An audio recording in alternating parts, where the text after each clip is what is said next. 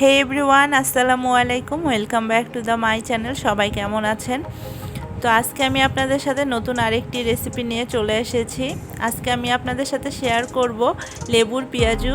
হ্যাঁ, আপনাদের শুনতে একটু হয়তো বা অন্যরকম লাগছে, কিন্তু লেবুর পেঁয়াজু খেতে কিন্তু ভীষণ মজা। এই বর্ষাকালে আশা করি আপনাদের অনেক ভালো লাগবে। তো আমি রেসিপিটি তৈরি করার জন্য এখানে মসুরের ডাল 1 কাপ মতো প্রথমে ভিজিয়ে রেখে তারপরে এটাকে ব্লেন্ড করে নিয়েছিলাম। আপনারা চাইলে পাটাতে পিষেও নিতে পারেন।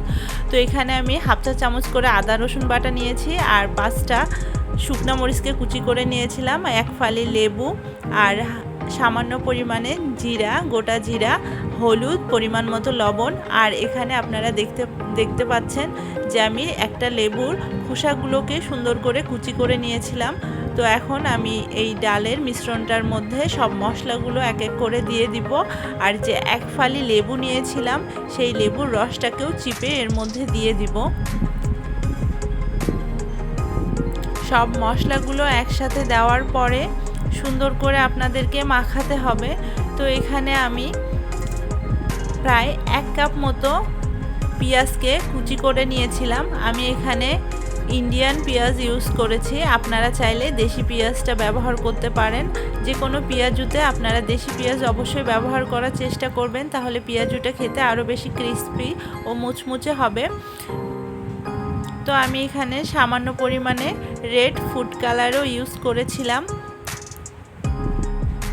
ফুড কালারটা অবশ্যই অল্প পরিমাণে দিতে হবে, বেশি দিলে দেখতে খারাপ লাগবে। আর আপনাদের বাসায় যদি ফুড কালার না থাকে তাহলে এটাকে স্কিপও করতে পারেন। ফুড কালার দেওয়ার কারণে খাবারের রঙটা দেখতে ভালো লাগবে, এই কারণেই দেওয়া, কিন্তু স্বাদের কোনো পরিবর্তন আসবে না। সব মশলাগুলো দেওয়ার পরে দেখুন আমি সুন্দর করে ডালগুলোকে সব মশলার মধ্যে মেখে নিচ্ছি। আমি এখানে মসুরের ডাল নিয়েছিলাম, আপনারা চাইলে অন্য যে কোনো ডাল নিতে পারেন।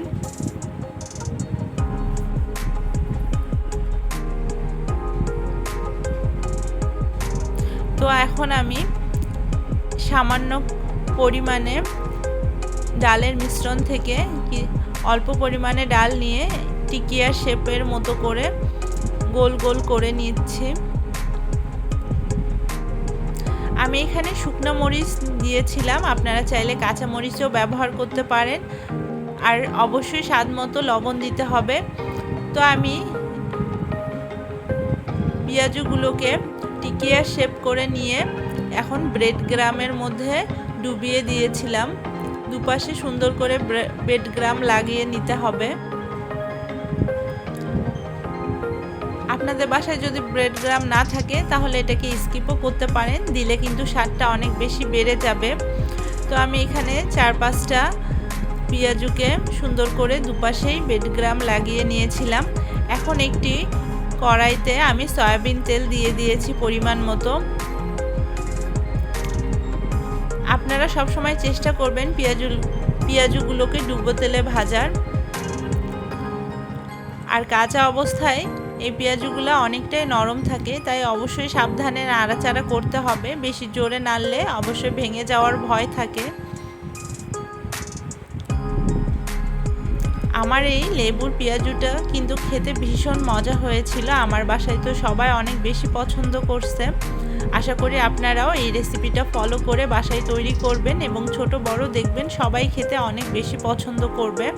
তো আমি এখানে প্রায় 6-7টা পেঁয়াজুকে তেলের মধ্যে দিয়ে দিয়েছিলাম। আমার পেঁয়াজুর যখন একপাশে কালার প্রায় লালচে বাদামি রঙের হয়ে এসেছিল তখন আমি পেঁয়াজুগুলোকে উল্টে দিয়েছি। অবশ্যই সাবধানে উল্টাবেন।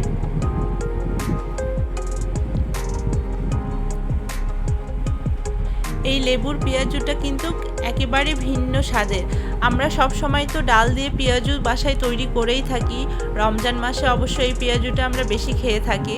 তো আপনারা চাইলে এই রমজানে এই নতুন লেবু পেঁয়াজুর রেসিপিটা বাসায় তৈরি করে ফেলতে পারেন। তো কথা বলতে বলতে দেখুন আমার পেঁয়াজুগুলোর কালার প্রায় চলে এসেছে আর ভাজাও হয়ে গেছে।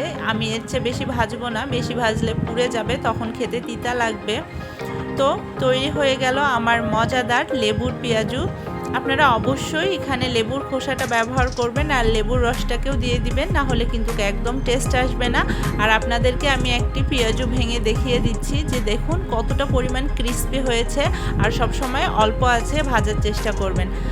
আশা করছি আমার ভিডিওটি আপনাদের কাছে ভালো লেগেছে। আল্লাহ হাফেজ, সবাই ভালো থাকবেন।